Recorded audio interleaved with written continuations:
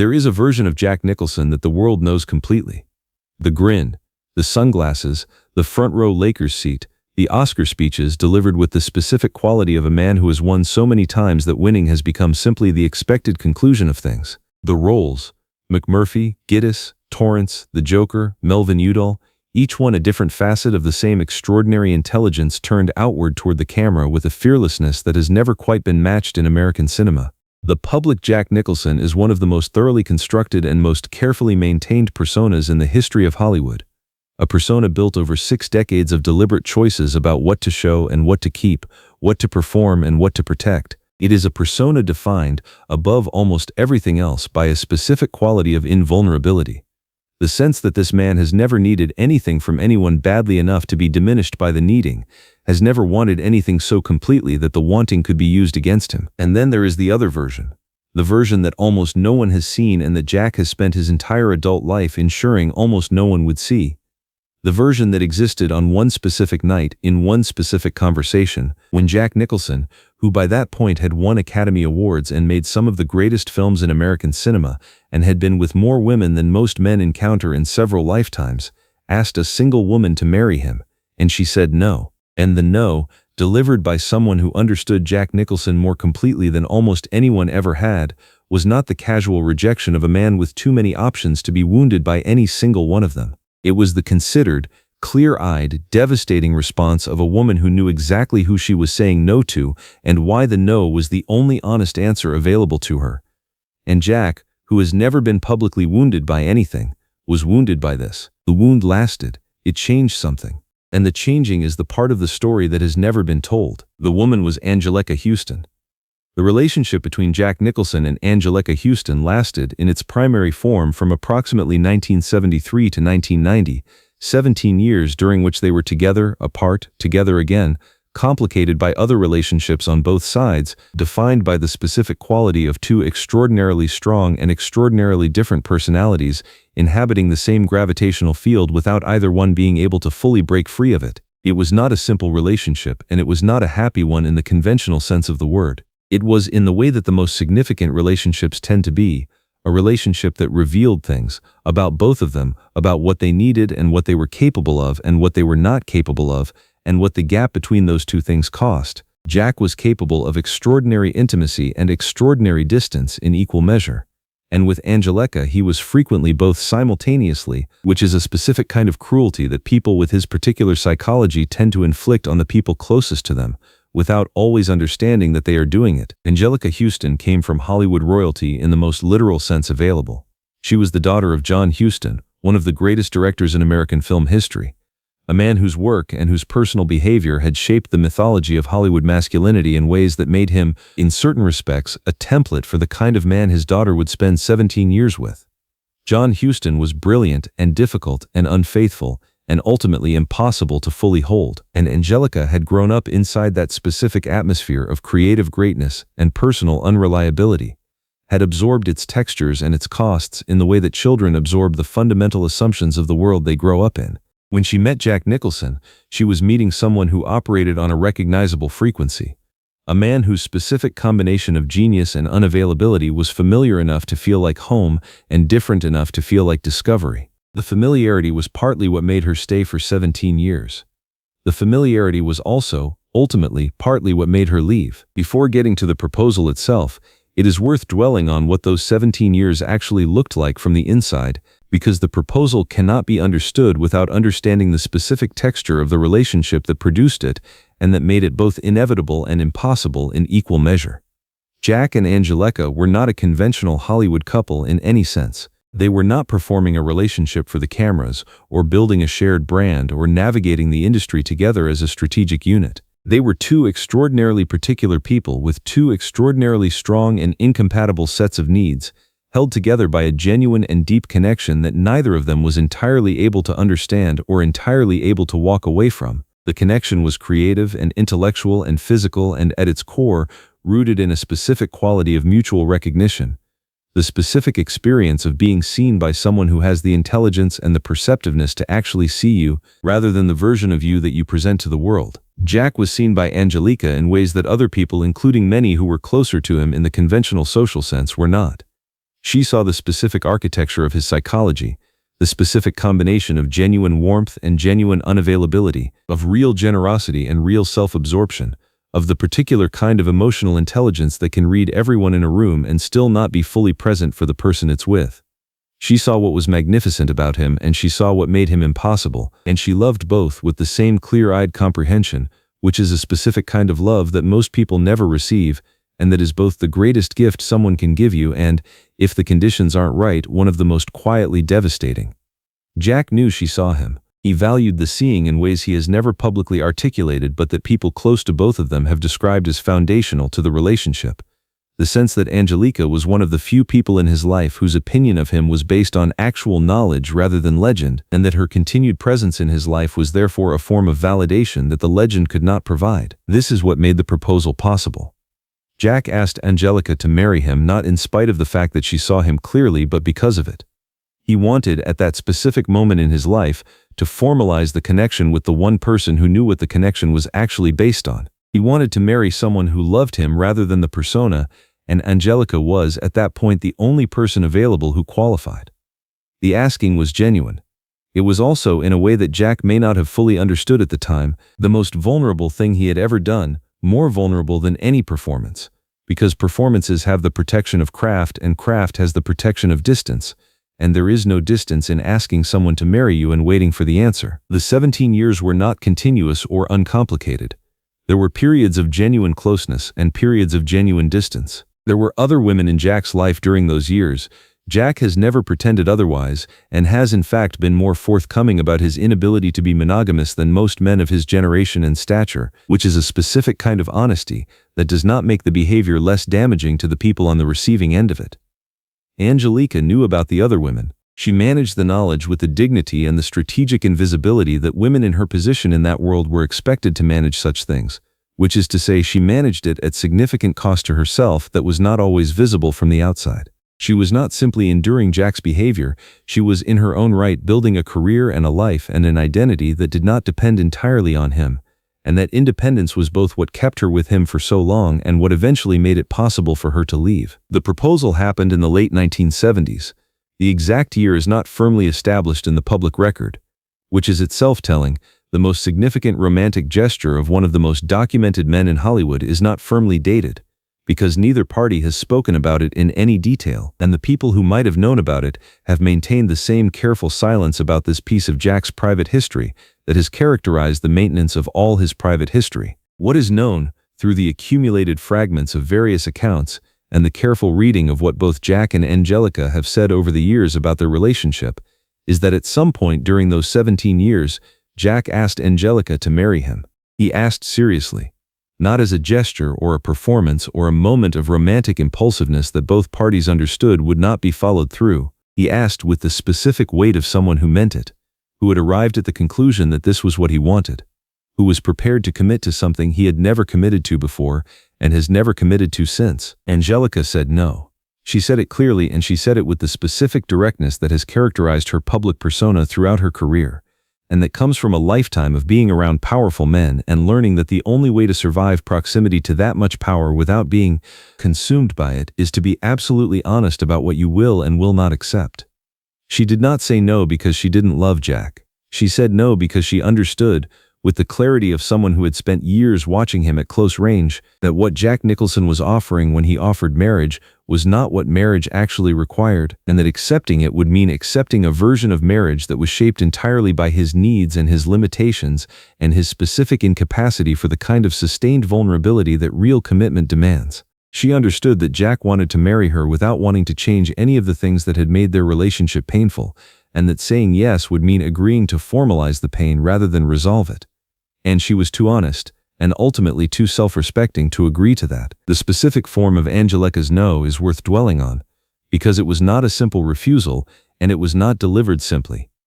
Anjelica Huston is one of the most intelligent and most articulate people in the history of the entertainment industry, someone whose ability to understand and describe human behavior has been evident throughout her career as an actress, and in her 2 volumes of memoir, which are among the most honestly observed accounts of Hollywood life ever written.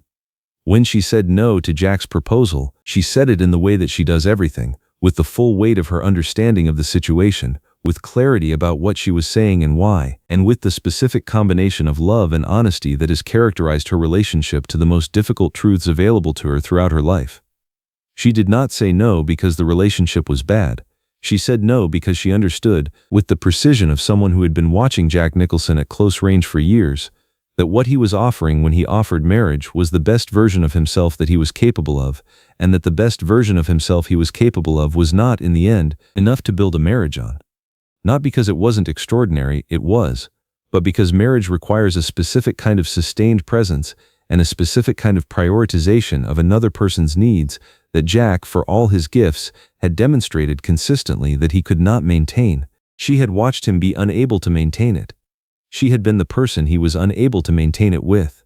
And saying yes would have meant agreeing to call that maintenance what it wasn't, which was something Anjelica's particular quality of honesty would not allow her to do. What Jack said in response to the no has not been recorded in any public account.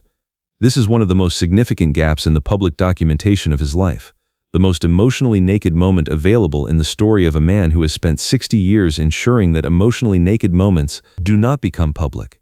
And the gap is itself revealing of how carefully both parties have protected what happened in that conversation. Jack did not speak about it publicly. Anjelica did not speak about it publicly. The people around them, who knew enough to understand that something significant had happened, maintained the discretion that was expected of people in that world when private matters were private. What leaked out over the years in the way that private matters in small communities always leak in fragments and implications was enough to establish the basic facts. The proposal happened, the no happened, and something in Jack changed when the no landed. The change was not dramatic. Jack did not become a different person or publicly display a wound that could be easily identified and documented. The change was subtler and in some ways more revealing than a dramatic response would have been. People who knew Jack in the years following the proposal, people who had known him before and watched the specific quality of his confidence and his invulnerability evolve in the aftermath, describe something that is difficult to name precisely but that amounts to a new layer of protection around something that had previously been, at least in certain intimate contexts, less protected. The grin got slightly more fixed. The sunglasses stayed on slightly more consistently.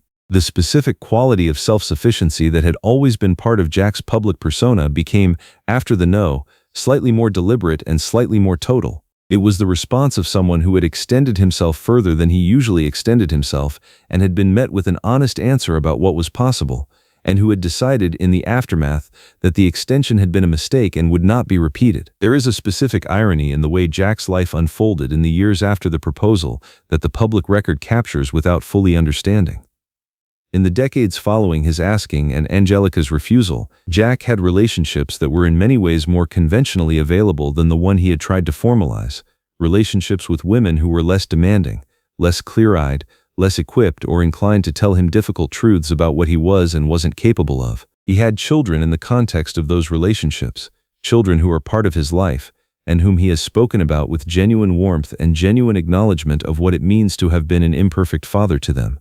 He has been, by his own account, not always present in the ways that children need their parents to be present, and he has said so with the same honesty that characterizes his public statements about everything except the specific things he has decided to keep private. What Jack has never done in any of those subsequent relationships is ask. He dated, he was involved, he co-parented, he maintained connections across years and distances, but the specific act of asking, the specific extension of vulnerability that the proposal to Anjelica represented, has not been repeated. The not repeating is not the behavior of someone who stopped believing in marriage as an institution, or who made a rational decision that his lifestyle was incompatible with committed relationships. It is the behavior of someone who tried the most vulnerable thing available to him and received an answer that settled, permanently, the question of whether he would try again. The answer was not devastating because it was cruel. It was devastating because it was true, and true things, delivered with love by someone who sees you completely, have a way of closing certain doors permanently, not because the person who delivered them intended to close the doors, but because the truth they contained was too complete to argue with or work around. He was right that it would not be repeated.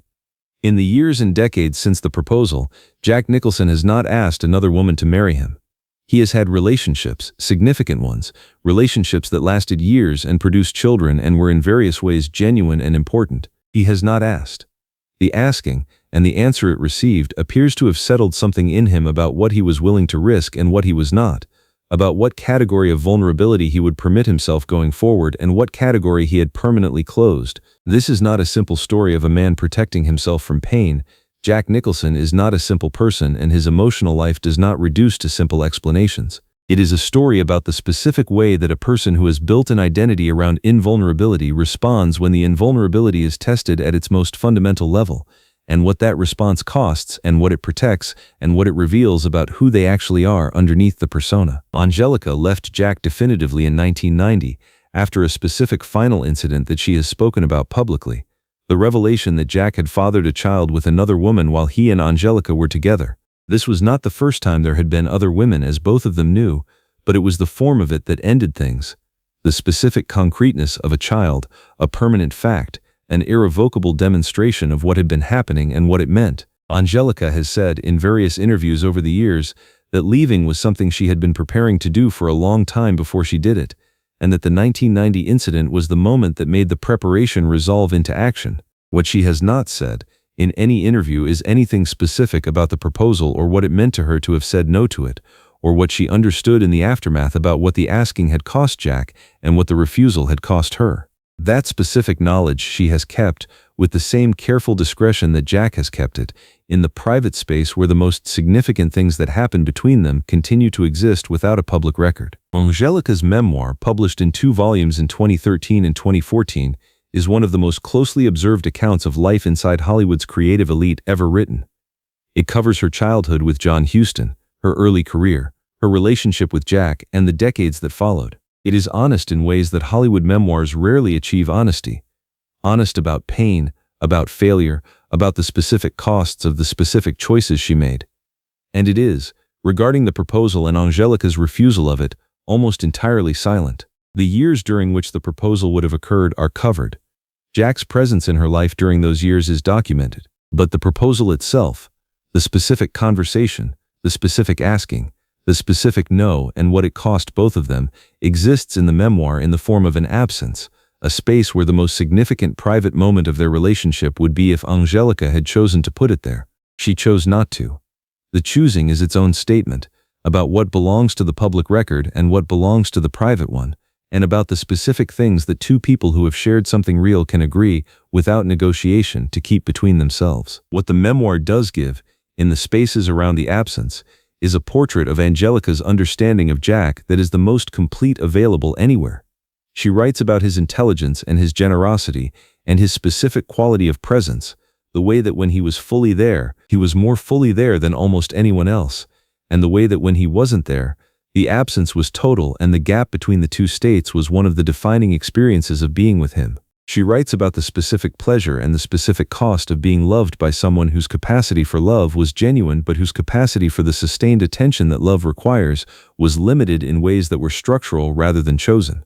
She does not write about the proposal, she does not write about the no, but everything she writes about Jack is in some sense an explanation of both. The question that this story poses most directly is the question of what it means to be Jack Nicholson, specifically what it means in the private space behind the persona, in the moments that don't make it into the public record, in the experiences that shape the person without being visible in the performance. Jack Nicholson has built one of the most extraordinary public personas in the history of American culture, and he has done it in part by ensuring that the private person behind the persona is accessible only on his terms, only in the ways he chooses, only with the specific protective layering that 60 years of experience in managing public exposure has taught him to maintain. The proposal breaks through that layering in a way that almost nothing else in his biography does. It is the one documented instance of Jack Nicholson wanting something, specifically, completely, vulnerably, and asking for it without the protection of craft or irony or the persona's customary distance. It is the one moment when the private person was more visible than the public one, when what Jack actually needed mattered more to him than what the legend required him to appear to need. Anjelica saw that moment. She received it with the honesty it deserved, and she said no. Not because he wasn't worth saying yes to, but because she knew with the complete knowledge of someone who had spent years in close proximity to both the person and the persona, that what he was offering and what marriage required were not the same thing, and that pretending otherwise would be a kind of dishonesty that neither of them deserved. The no was the most honest thing she could have said. It was also the thing that hurt most permanently. And Jack, who has spent 60 years being the person who says the honest thing and walks away intact, understood for the first time what it costs to receive that kind of honesty from someone who loves you. Some lessons are only available through the experience of being on the receiving end of the thing you have always delivered to others. Jack's lesson was delivered by the only woman who knew him well enough to teach it. In the only way it could have landed, with complete clarity and complete love and absolutely no room for argument. The only woman Jack Nicholson ever asked to marry him said no, and what she said has been with him in one form or another, in every year and every relationship and every carefully maintained moment of invulnerability that has followed. Not as a wound that never healed, because Jack Nicholson is not someone who allows wounds to define him, but as a knowledge, a specific, private, permanent knowledge about what he is capable of and what he is not, about the distance between what he can offer and what the people who love him most actually need, and about the cost of seeing that distance clearly versus the cost of pretending it isn't there. Anjelica showed him the distance. She was the only person close enough and honest enough and brave enough to do it. And Jack, in his own way, has never stopped knowing what that showing cost her and what it meant that she did it anyway. Jack Nicholson has built one of the most extraordinary public personas in the history of American culture. He has done it through talent and intelligence and a specific quality of self-construction that has been sustained over 60 years without significant rupture. The persona is real. It is not simply a mask, it is a genuine expression of genuine qualities, but the proposal and the no, and the specific change that followed the no, those things are also real, and they exist in a different register than the persona, in the register of a person rather than a performance, and they reveal something about Jack Nicholson that 6 decades of extraordinary public performance has never quite revealed. They reveal that he wanted something, that he wanted it badly enough to ask for it directly, without the protection of irony or performance, or the specific quality of detachment that he brings to almost everything, that when he asked, he was genuinely asking, putting something real on the table and waiting to see what came back, and that what came back was an honest no from someone who loved him enough to be honest, and that the honesty was both the most generous thing she could have given him and the thing that hurt most completely, because it was a no that saw him clearly. A no that said, I know who you are. I love who you are. And who you are is not someone who can give what marriage actually requires. The no was not a rejection of Jack. It was, in a specific and devastating way, an acceptance of him, an acceptance of exactly who he was, delivered with enough honesty and enough love to make the acceptance feel like a wound rather than a comfort. Jack Nicholson has never asked another woman to marry him. He sits courtside at Lakers games with the sunglasses on and the grin in place and the decades of legend around him like a second skin. He has 5 children by 4 women and a career that stands alone in the history of American cinema and a public persona that remains one of the most compelling and most carefully maintained in the history of the medium. And somewhere inside all of that, in the specific private place where the proposal happened and the no landed and the change began, is the one moment when Jack Nicholson let the persona down far enough to ask for something real and was told with love and clarity and complete honesty that what he was offering was not enough. That moment has never been public. It has never been performed. It exists only in the private record of 2 people who were there, and in the specific quality of what Jack became in the years after it. Slightly more fixed, slightly more protected, slightly more completely himself, in the way that people become more completely themselves when they have learned, at the most fundamental level, what they are and are not capable of. The only woman Jack Nicholson ever asked to marry him said no. And the no was, in its own way, the most honest thing anyone has ever said to him. And Jack, who has spent 60 years being the person who says the honest thing and walks away intact, finally understood what it cost to be on the receiving end of that kind of honesty. He has not forgotten. He has not needed to. Some answers, delivered clearly and with love by someone who sees you completely, do not require repetition. They simply become part of the structure of who you are, carried forward without ceremony into everything that comes after. If this story, of the one vulnerability Jack Nicholson permitted himself, the one question he asked that he could not control the answer to, and the specific woman who was honest enough to tell him the truth, moved you, subscribe and share it with anyone who has ever loved someone enough to be completely honest with them, or anyone who has ever received that kind of honesty and understood afterward that it was a gift even when it didn't feel like one. Ring the notification bell, because the story of Jack Nicholson is not only the story of a legend, it is the story of a person, and the distance between those 2 things, the gap between the public persona and the private man who asked a question once and heard an answer he has never forgotten, is where everything true about him actually lives. The sunglasses stay on, the grin stays in place, the front row Lakers seat remains occupied. And somewhere behind all of it, in the specific private place where the proposal happened and the no landed and the change began, is the one Jack Nicholson that the world has never fully seen, the one who wanted something, asked for it, and learned, in the only way that lesson is ever truly learned, what it means to love someone who loves you back too honestly to lie. And that is the story that has never been performed, the story that belongs only to them, the story that sits at the center of everything Jack Nicholson has been and done and built and protected in the 60 years since the only woman he ever asked said no, and meant it, and was right. The grin is real, the legend is real, and so is the man behind both. The man who sat across from someone who loved him and asked the only question that mattered and heard the only answer that was true.